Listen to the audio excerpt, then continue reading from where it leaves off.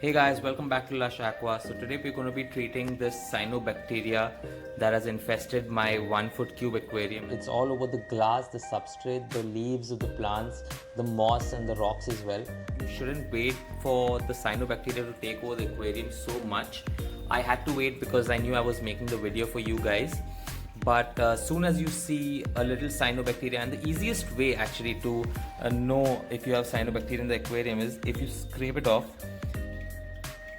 Smell it. It smells like wet mud.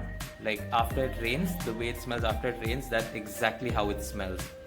I have been checking the parameters of the water in this tank, and the fish are doing just fine, but eventually the cyanobacteria will cover up all the plants, leading to the plants dying, and there will be a huge ammonia spike and kill the fish. So before that happens, I will be removing these two guppies out from this tank and maybe putting them in another tank. Best thing for guppies is you don't need a net. You can easily get hold of them and transfer them.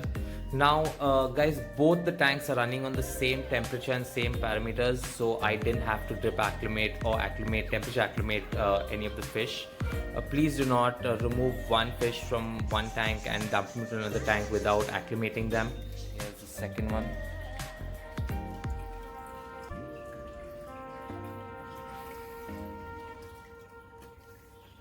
I'll start off by removing all the excess cyanobacteria from the glass using this card.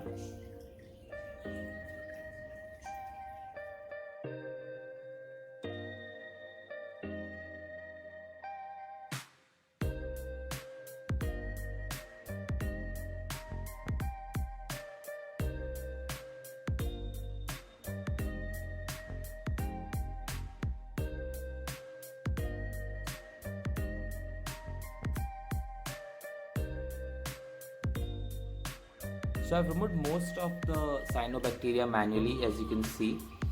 The remaining I will be siphoning it out, and we will be adding fresh water and then medicating the tank. Drain 100% of the water now, and finally we can start filling new water and then medicate with some erythromycin. It cost me around 70 bucks for a pack of I think 6. One of them is around 250 mg, and we need to dose 2.5 mg per liter. This is a 30-liter tank, so we will be dosing around 75 mg in this tank. If your tank is bigger, you just got to do the math, 2.5 mg per liter, and that's how many tablets you need to add to the tank. So I've filled some fresh water back into the tank and switched the filter on. Usually when you medicate the tank with any sort of medication, you remove the filter, whether you use a sponge filter, canister filter, or a hang-on back filter like me. But for cyanobacteria, it is recommended that you leave the filter running during medication as well, because it is a bacteria, right? And if you add the same filter to another tank, it will spread there as well. So I've gone ahead and added quarter of the pill to this glass of water. It's around 75 mg in here, and we can directly add it to the tank.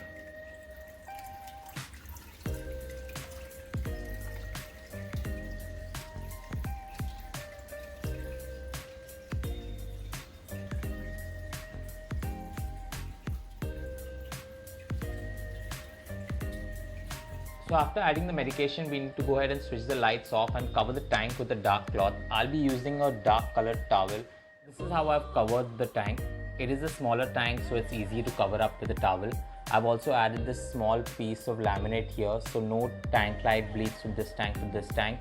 We want it to be in complete darkness for the next 2 or 3 days, and after 3 days we will be removing this off, and pretty much most of the cyanobacteria will be dead by that time. All we need to do is wait for 3 days for the cyanobacteria to die back. I will be making an update video on this tank in a week's time, so don't forget to subscribe to the channel.